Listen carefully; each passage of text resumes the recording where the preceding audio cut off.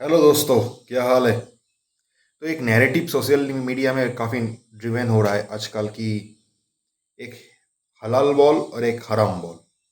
जैसे पीएसजी और बायर्न के बीच में जो मैच हुआ था, तो उसको सब हलाल बॉल बोल रहा था, और राइटली सो। वैसे जस्टिफाई भी किया वो मैच। लेकिन जो आर्सेनल और एटलेटिको के बीच में जो मैच हुआ था, वाज दैट ए हराम बॉल? मुझे तो नहीं लगा। आई थिंक मैं फर्स्ट हाफ देखा था। आई थिंक वो टेक्टिकली ड्रिवेन था फर्स्ट हाफ।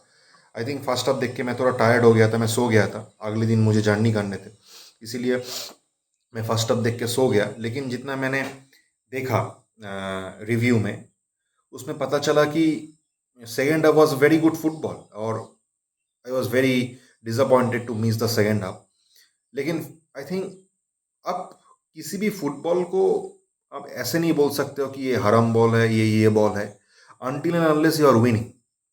ये एक लग्जरी हो जाता है, क्योंकि ये जो ब्यूटीफुल फुटबॉल का ट्रेंड स्टार्ट हुआ, क्योंकि बार्सिलोना एक, हम लोग एक जैसे बेंचमार्क सेट किए थे बार्सिलोना ने 2010 में, और 2009 से 2013 तक का जो फेस था ग्वार्डियोला के अंदर, कि यू, और वो जो उस समय जो स्पेन का जो डोमिनेशन था, कि you just have to not only have to play the the way to win it, but also you have to play it more aesthetically pleasing. It has to be more aesthetically pleasing.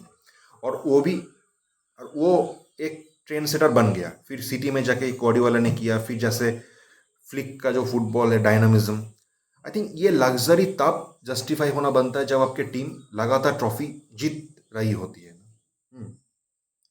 तब I think ये consecutive, ये जो beautiful football aesthetically pleasing on the eye, ये justify करता है। अगर आप Arsenal की सिचुएशन देखोगे, तो पिछले 20 सालों से, पिछले 22 सालों से आई थिंक प्रीमियर लीग नहीं जीता, यूसीएल अभी तक कोई भी यूसीएल नहीं जीता वो लोग, उन लोगों ने अभी तक। तो आई थिंक उन लोगों के लिए ये जस्टिफाइबल है कि जैसे तैसे खेलो, जीतो, वही मैटर करता है। पर अभी तो वो भी डाउटफुल है, क्योंकि I don't see either Atletico और आर्सेनल डिफीटिंग पीएसजी और Bayern in the final, or even I don't think City would let the Premier League title go away from them. I think City will pull it off in the end. Or Arsenal, I think the way they are playing, they are bound to lose some points here and there. But you never know in football, anything can happen. अब Rodri का जो injury हुआ था, वो कितना crucial है, वो भी मैटर करेगा।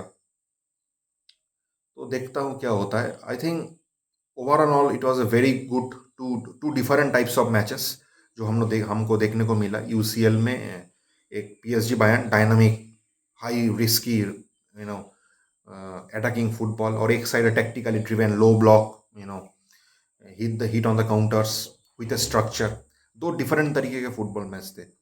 अब हाँ, जैसे बायर्न पीएसजी डेफिनेटली ज़्यादा आई कैचिंग है, लेकिन आर्सेनल एटलेटिको भी इन टर्म्स ऑफ फुटबॉल, वो भी एक तरह का एक, यू नो एक तरह का एक फुटबॉल मैच है जो you have to admire as an audience. देखता हूँ क्या होता है। अब तो अगले हफ्ते ही पता चलेगा। इस हफ्ते जैसे ओसासुना बार्सिलोना का मैच है, La Liga. You know Barcelona का जीत जाता है तो ऑलमोस्ट हम will be down with the title. And यहाँ से तो आई थिंक, अगर यहाँ से भी 11 पॉइंट का लीड है, with 15 points to play, I think El Clasico के पहले ही हम लोग ये टाइटल डन एंड डस्टेड कर सकते हैं। और वो भी करनी भी चाहिए, क्योंकि एक साइकोलॉजिकल, एक आई थिंक अगर आपको एक अगले सीजन से पहले एक साइकोलॉजिकल, अगर आपको बूस्ट चाहिए, क्योंकि पिछले साल भी जब वो एल क्लासिको हुआ था, I think at that moment Barcelona also has already almost on the league. इस सीजन भी अगर वो होता है, तो एक साइकोलॉजिकल, लगातार 2 सीजन में आई थिंक अगर बार्सिलोना ये ट्रॉफी जीत जाता है, La Liga, last El Clasico fixture, nothing much on stake, Barcelona almost winning the trophy, और उसके साथ 5 trophies in 2 years with Madrid, no trophies.